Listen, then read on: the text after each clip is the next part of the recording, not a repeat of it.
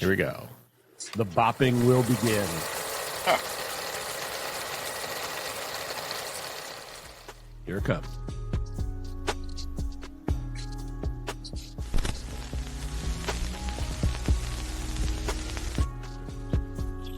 We got the dancing brown bag lunch right there. And the dancing Dwight and David picture. Hello and welcome to the HR Data Labs Brown Bag Lunch, sponsored by Salary.com and on the Work Defined Podcast Network. I am your host, David Turetsky, alongside my co-host, partner in crime, best friend, still, Dwight Brown. Still. No, he's got a timeline for you. I don't think you've done anything to make me want to change that. You never know, Dwight. You never know. Yeah, exactly. And today we have with us a very special guest, someone we had prayed would be on the podcast several times, and our prayers went unanswered until today. Jordan Morrow. Jordan, how are you? I'm doing so well. I felt lightning hit me, so the prayer was answered, and I got to my Is that where your hair went? Said, dude, really? It's funny where I live, but nope, the lightning bolt hit me, and I got to go get on the computer. So here we are. Well, there's going to be lightning around my area. So. You got burns on your back from the lightning. I do. It's not a sunburn. It's a lightning burn. Wow. Wow. Jordan, tell us a little bit about yourself for the people who don't know all who around Jordan Morrow. geek and nerd. There we go. Yeah, I mean, I work in data and AI, essentially a chief data and AI officer. I write books. I write and talk. I speak around the world. And I'm a nerd. I read like crazy. Like I had 3 books arrive at my house yesterday, all around Taoism, because I like to study religions. Really? No. I've got my journal next to me. I've got a rugby shirt on because when we're done here, I'm going to recruit for the team I coach in collegiate rugby. Oh, wow. And I've got 5 kids in a very non-busy life. No, okay, it's super busy. My wife is the superhero of all of this because, like, we're a great team partnership, and she puts up with all my bullcrap. There you go. That's a great introduction. But before we get into our topic for today, which is AI in HR, we have to ask you, what's the last thing you did for the first time? Oh. Yeah. I struck my lightning. No, I'm just kidding. God forbid. Last thing I did for the very first time. Oh my gosh. Read from the Tao Te Ching this morning. There you go. Oh, there we go. There you go. There we go. I actually had something there. You had something right to hand, too. Right Not many people can do that, Jordan. Had the props and everything. Yeah. Absolutely. I was thinking, you know what? They're probably going to ask me about... No, I wasn't thinking that. Yeah, exactly. You're going to ask me about the Tao book. Yeah, well, there you go. Yeah. Were you a Boy Scout? Is that why you're so well prepared? I was, but I'm not an Eagle Scout. That's okay. I never made it past boy.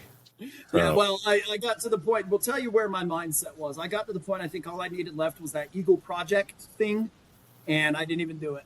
Got started, didn't finish, and was like, "All right, we're good." It's like your thesis. You never finished your thesis. Absolutely. Your Boy Scout thesis. I'm a lifelong learner. I couldn't ever put a finish behind it. Or your Eagle Scout thesis, I guess. That's okay. We love you anyways. It's all right.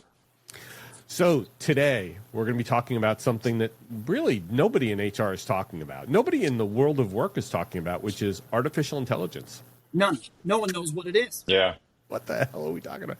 Well, they think Terminator's coming. They think Terminator's flying back in time right now, you know? But that's actually one of the points is that what the hell is it? Because I think a lot of us think we know what really artificial intelligence is. In fact, Dwight and I study it all the time.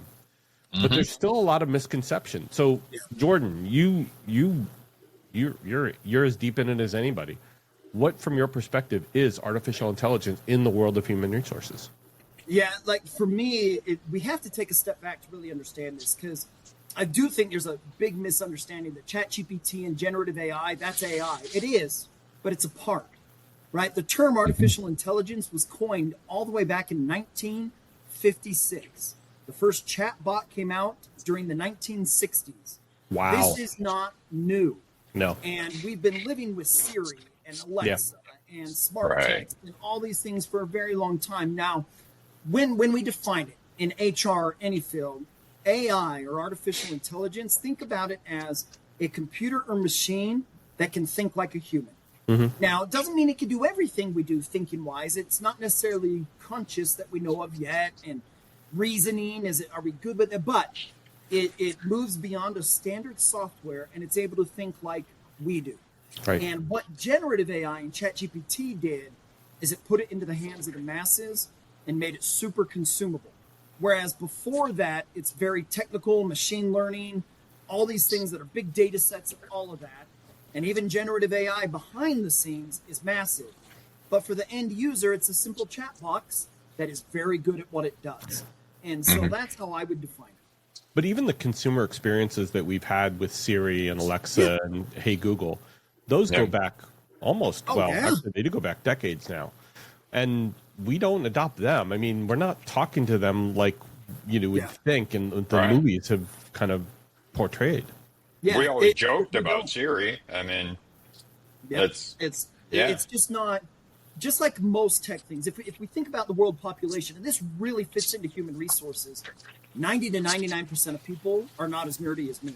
They don't need to dig into this like I do, because I run it, I build it, I speak about it, and so that's data and AI in general, from a data analyst up through the most intelligent machine learning engineer. 99% of people don't need to fit in that realm. So they hear about all these buzzwords, they hear about the hype, the dystopia, the utopia. But when it comes down to nuts and bolts, the way we should approach this in HR and everywhere is, what value does it really derive? And how can we use this to improve ourselves and our business? Right. When we think of it that way, you might not ever use ChatGPT until you get machine learning down. Or you might not use machine learning and you just give efficiency through generative AI. But that makes so much more sense than, well, let's just buy a tool and see what it does. Right. That's not the route. Yeah. Well, and we have to do a use case. We have to do an ROI analysis every time we try and hire something or make investments in something. And this is no different. 100%. And that's been that way with data for a very long time. Think about Microsoft Excel. I would argue probably 90 to 99% of people don't get the most out of it that they could. They use it for things that they're comfortable with and they use it. Sure. Then you've got Tableau and Power BI. Those adoption rates are low. And if you don't understand that AI adoption rates for use cases and POCs is even lower than that, I would argue. Right. So I'm with you. Don't just go buy the software. Find pain points, find areas to use it, implement, see if you get a return. And if you don't know where to start, guess what you could do? Ask generative AI. Hey, we want to implement a use case with you. This is our business. What could we actually do? Well, and so often, especially because people don't really know what AI is at this point, but they know that it's the buzzword. They know that everybody's looking for it. So there are all kinds of companies out there saying, we got to do AI with no clue, no use case, like you were talking about, David. They have no idea what it means, but they want to put that moniker on what they do. Yeah. But everybody's talking about it, and they feel like if they're not getting on board, they've lost an opportunity. But they're not, to Jordan's point, they're not thinking about what is the problem that I'm trying to solve. They're just saying, hey, let's go get this tool and let's find a problem to solve. Yeah, exactly. And let's put the AI icon on our website. You know? Exactly. Or rename ourselves. And what's super interesting about it is if you just say your AI and start doing it versus do it very systematically with a roadmap and ROI, then you might fall behind those who appeared to be going slower than you. When in reality, they're just being, very deliberate. Strategic, in how they do it. Hello, this is Michael Vandervoort from the Drive Through HR podcast, where we discuss ideas, trends, and activities that impact HR, talent, HR technology in the workplace. Our focus is on expanding knowledge and igniting curiosity as we hear directly from people who are shaping the future of the HR industry. Join us. Yeah. I want to go back to when we first had you on the show, which was in our season 3. It was March of 22. Two episodes later from our conversation, we had Holger Mueller, who's a really good friend of mine. He's more of a enterprise software guru in the analyst world. And the name of that podcast was "Why Has AI Not Arrived in HR?" That was in 22. Yep. Think about the sea change that's happened in the world of AI. Absolutely. and think about it from the things we're talking about now. But what's fascinating is, Jordan, we're still talking about what the hell's the use case. Yes, absolutely. Like, so I went to the SHRM event in last year. So many things are talking about AI, but if you had gone in and actually sat there and said, you vendors that have all these different booths, tell me how you're implementing it. Show me ROI, show me use cases, get the buzz out. Right. I don't know if you would have found one that was truly AI native, driving agentic or all these things and making it work. Right. It's all a buzz. Right. It's like, hopefully listeners don't get mad at this because I'm about to kind of disparage Harvard for a quote it gave. Harvard, wonderful university, don't get me wrong. But in October 2012, they said sexiest job of the 21st century was the data scientist. And every company did what? Tried to go hire a data scientist, and not got a lot of value. Right now, everything is generative AI, agentic AI, all of this. Everyone's trying to do it, not getting value. We see this cycle repeat over and over. And in HR, instead of the cycle, focus on a pain point of one use case, and it can be super small, and then let the momentum grow. Yeah. Yeah, and it even getting to that use case can be difficult. Sure. Because if you don't understand a little bit of what AI is, you don't even know how to identify that use case. And Right. What's interesting about that is the World Economic Forum released January this year, the 2030 jobs report or whatever it was, top 10 fastest growing skills of 2030. Well, number one should make sense. It's AI, big data. Number two was cybersecurity and like network security, something like that. Makes sense. But 6 of the next 7 or whatever are human related. One of them is talent management. That's not one of the 6. And then one was environmental stewardship because this takes a lot of energy to use. Yep. But 6 of the 10 are human related. And what's so interesting to me about that is that's how we should frame this from an HR perspective. It's about how do we hire the right skills? Right. How do we hire and figure out who knows how to build a use case, as Dwight said? And are we building out in the development plans of every employee AI literacy, where we're truly upskilling people to compete intelligently with the tool, not be superseded by the tool? But Jordan, I think in that same vein, we have to think about upskilling the executives who are making 100%. those ROI decisions. Yeah. Because they're literally absolutely. throwing gigantic amounts of money out the freaking window, like you were mentioning before, by not really fully understanding what they're buying into. And that is a key. AI literacy is not just for end users. Executives have a different level of AI literacy. I don't need to have them know ins and outs.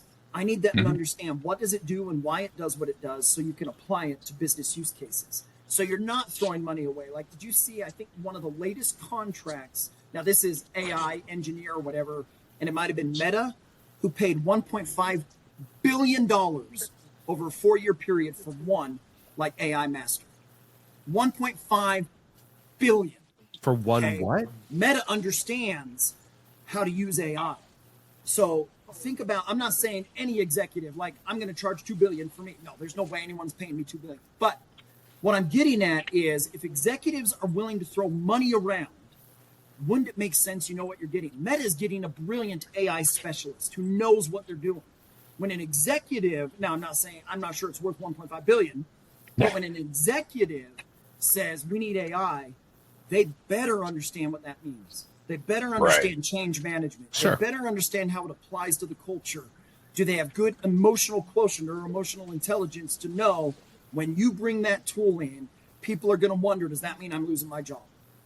And an executive doesn't know how to communicate through that well, bigger problems could occur than spending $10 million for a tool. That's so true because you look at the fear around AI at this point, and these companies say we're going to implement AI, and the first thing that goes through everybody's head is I'm going to be replaced, and that's the biggest misnomer out there. It's Well, because the fear, uncertainty, and doubt is being put in their minds because you get these morons who are looking for their soundbite and 15 seconds of fame who say, oh, AI is going to replace people. Oh, shut the hell up. It is not going to replace people. It's not replacing people for decades at this point. It's just going to change what people do. That's Like all. we say, Like, yeah. for me, when the Anthropic CEO came out and said it could kill 50% of white collar entry level jobs, my thought is, why would we say replace and kill versus reposition? Right? Like companies that have, I think, gone the AI route for roles, at least one has had to backtrack and be like, wait, that didn't work. So why are we not? Yeah. And I understand in industrial revolutions, jobs get eliminated, but jobs get created. That's a literacy that senior leaders need to have. When we do this, how do we reposition our employees? And they're not good at it. They just think cutting people's the answer, and that's not it. Well, but I think it's the latest, like, crappy excuse for letting people go. Though, 100%. Yeah. Because they're not, and by the way, they're not taking that investment they're getting from all of the savings that, they're of all those people being like, they're not taking that money and pouring it into AI initiatives because, to your point before, there is a use case there that they haven't developed yet. Yeah. So are they just taking the money, banking it, and just waiting for the right use case to come along to then throw the money in, or are they just adding it to their bottom line right away? For me, it's a very interesting question because I would guess in some cases it goes to the bottom line, but I do think a lot of leaders think they're doing something genuine. I do, and I get some aren't. Some are absolutely going to do it to just boost stock price and get their share. I get that. But I do think there are a lot that want to do right. Like I work for an organization where the senior leaders are like human in the loop. How do we make this work? And it stands out. Like, has them been taught? Yes, this can do the work of 5 people, but what do we do then? How can we reposition them for more effective strategic work, right? So I do think that they are trying, but instead there's surface level trying, which means, oh yeah, we're invested in this. And then there's the nitty gritty that says, can we redefine how we are doing things? How does AI help that? That is a longer road. It's a longer process. It's not as sexy, but in 2 to 3 years, you're going to get more value out of it than, oh, we did this, we're good, and we let go of 5,000 people. Our reputation is damaged because everybody now knows, and it's instead invest now for 2, 3, 4 years down the road. Right. Tell me a current company, if you can, tell me a current company that has taken an investment in AI and actually turned it into a strategic advantage right this second. My organization. Oh, really? Yes. So, Okay, great. But the way I went about it was the way we've talked about it. Use case based. We're not just going to jump at the hype. We're going to prove it out. We did it for an RFP process. And in that RFP process, if the people answering the RFP are answering 75 questions plus, we were able to use generative AI to take it down from 15 hours down to like 2 or 3. That's 12 to 13 hours of savings. We need to talk, Jordan. Yes, because then what we did with that, it becomes, instead of manually answering those, allow it to answer it, but then you implement the human into it. Because we know the answers aren't going to be perfect. They're getting us started, and it freed people up. I have a community at my organization, and that community is all, and there's like 40, 50 people in it, all about sharing ideas. Well, I did this, and that way they're sharing, but we're use case based, and I will key this into people too. One of my biggest initiatives is machine learning, predictive analytics, because I think through the generative AI world, that's been forgotten, but that's still part. So I work in the talent space, right? And so can I help an organization predict what skills they're going to need? Time to fill metrics, how you get people in positions, how do you transition someone from a temp worker to a full-time worker? All use case based. And so that's where I would say, David, for me, it's because I'm use case focused, not tool focused. I get hit up all the time for tools. How many do you think I actually look at? 0, basically. Yeah. I take initiative out to talk to people. But I get where you're going with it, David. They're not, most companies aren't doing that. If I go talk to him, I think a lot of times I brought in to do what I've done here, there. Yeah. I'm worried that all the talk just adds to the stress load that employees are living through right now, whether it's because of the political environment or the economic environment. They feel tenuous in their roles. They feel tenuous at home. There's desperation for a lot of people because of where they are financially.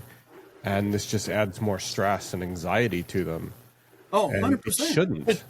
Shouldn't. It really shouldn't, especially because it's a learnable skill. Yes. And I think that's a big piece. It's like, okay, I've got anxiety about losing my job over AI. I can sit and let the train run me over, or I can get out ahead of it, start reading books, blogs, magazines, webinars, you know, anything and everything that I can digest on this. Well, what you're hitting on, I'm It's writing my 5th book right now. It's all about data and AI skills and developing confidence for everyone. Because you don't need to be a machine learning engineer. Don't need to be a data scientist. right. All you need to do is learn how to take your human side, your intuition, your gut feel. Those things matter. Those are personal data points. Apply them with the AI and data to make smarter decisions. I unleashed a new Substack recently called Badass Mentoring, Unlocking Greatness, something like that. I encourage everyone to go to it. I'm going to talk AI. I'm going to talk about basically, Dwight, I'm like you. Don't let this run past you. Become a part of it. And that doesn't mean studying statistics and coding and all these things. It Right. means learning. I use Gemini, Google's generative AI. How can I apply Gemini in my career and my personal life to be better? And But- if you think about, go ahead, David. Yeah, sorry, Jordan. I got to tell you, though, that's where people get scared. Yes. They don't know how to actually apply it. Yeah. And they think it's this magic thing, or they think it's a scary thing. And they've been conned into believing that you have to be a developer or you have to be in computer science to actually deal with it. Yeah.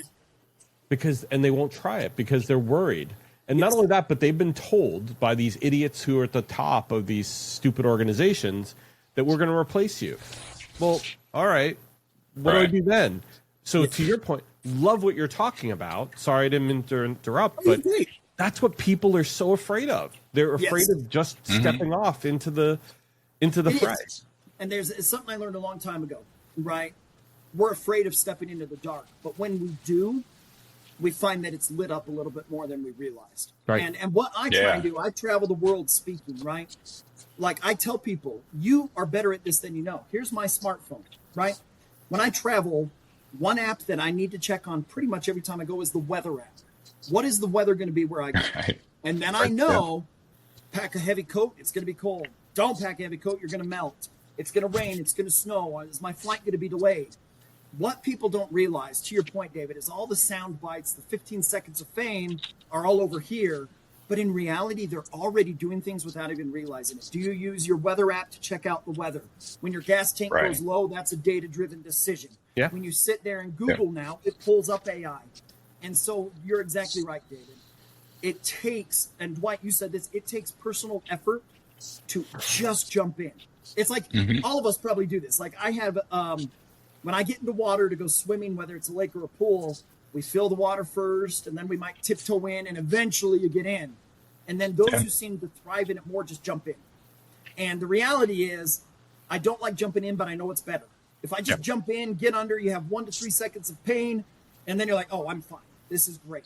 And Right. it's Right. similar. I think when you step into the darkness, it lights up a little more. When you jump into the water, you adjust quicker. I agree. What I encourage everyone to do is, if you don't know where to start, literally open ChatGPT and say, I am brand Right. new to this. How do I get going? And let it, and just talk Right. to it and ask Yep. it. And Right. you'll And start. if you're one of those Yeah. people who needs to have a course in it, Google has free courses. I know that Microsoft Yeah. Copilot's in basically, by the way, in every Microsoft application now It's there. too. Yeah. Just ask I'm, it. You could I'm be in looking a at the spreadsheet. icon now. It's Yeah. And I'm going to give, and I don't get any kickback on this. So Ethan Mollick, he's an associate professor. I hope you get some money off this. His book, Co-Intelligence, is brilliant. That should be mandatory reading for everyone. And the reason is Co-intelligence. What's his name? Co-Intelligence by Ethan Mollick, Mollick. It is a primer on just exist with it. Don't let it supersede you. Don't you supersede it. Like we're using right now Riverside. We're using the internet. We have microphones and speakers. Those are just tools at our disposal. Make AI your partner at your disposal versus Right. fearing it, right? Abacus was the old calculator. Calculator comes out. Oh no. Newspapers turn into smartphones. Oh no. The internet is here now. What I Right. would say is our brain is hijacked. There is a worry on my side that over-reliance on these things weaken our cognitive muscles. Just like going to the gym, Yeah. the same thing. So, but I don't think it's AI that started that. I think social media did. Well, Google started that actually. Yeah, well, yeah, you go back Yeah. long ago, yeah. But what I love is if you frame it right, what the internet did is it democratized information. So now everybody accesses it easier, for good or bad. What AI has done is democratized intelligence. So if people start to view it as their own PhD partner, not a tool to supersede you, but your partner, hopefully that demystifies that fear a little bit. Yeah, I mean, to your point, when you really think about AI and what it is, to what we were talking about before, it's been around since the 50s, and we've been doing machine learning. AI is just that human element built on top of all of this really complicated stuff, and Yeah. it's Yeah, finish your thought. and well, yeah. I think we all three moved Anyway, really it's- quick, and that was like, who's gonna talk? Yeah, exactly. Dwight. This is why my brain couldn't be an AI brain, but I can tell you that what you just witnessed, the fact that I can learn AI, you can definitely learn AI. But what got listeners, you there know? was the ability Right. to learn how to develop prompts or Yeah. how to develop Right. the way in which to utilize the technology and ask it the right questions. Right. Whereas just going to ChatGPT, as Jordan said, you have to learn how to do it. You have to ask it how to create the right prompts. Even knowing that it's called a prompt Yeah. is, well, okay, that's next level, right? And now, how do I develop a prompt? Well, you can try and then fail 1,000 times, Yeah. and it teaches you along the way. Jordan, somebody said to me, and I don't know if it was you, Dwight, but someone really brilliant, so it had to have been you, said the way to get better at prompts is to ask the technology, is Right. this the right way of asking this prompt? Are there other things I need to ask? Yeah, Yeah. it's literally a tutor, if we think of it that way, right? And for me, there's two things that anyone can do to get better at this. It's three, counting what you just said, David, because that's exactly right. I'm all about, if you don't know, ask it. That is huge. But number one, just practice 10 minutes a day. That's where you just need to start. I think so many people are like, man, it's going to be so time consuming. No, it's not. You could literally go into it. Like my son is doing a powerlifting competition. He has his weight class that he wants to do, but he wants to bulk above it and then cut right before the weigh-in so that he's good. And he's like, I know what I'll do.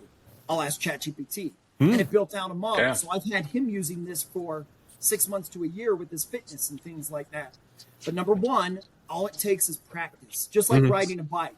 And then as you get on it, you get better. Right. Number two is don't get caught up in New Year's resolution syndrome, where you have this big idea, I want to do it. I Right. think everybody is genuine, but your roadmap and your consistency kill you.